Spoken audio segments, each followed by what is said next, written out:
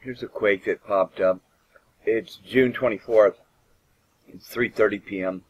Hawaii time, and this is 5.8 that hit Alaska. There's some nearby cities close to Fairbanks or Anchorage. It was 71 miles deep, but when you look at the did you feel it, they had 790 responses in 43 zip codes. All these people from all this area here, they called in saying they felt some weak shaking.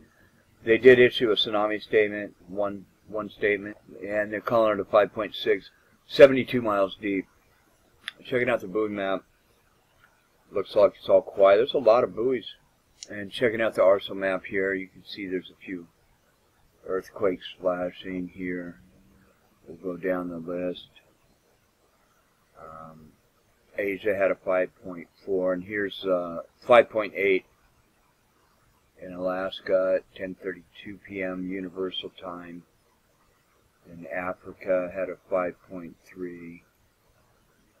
And then here's Alaska again, 12:32, 5.7 and a 5.6, same time.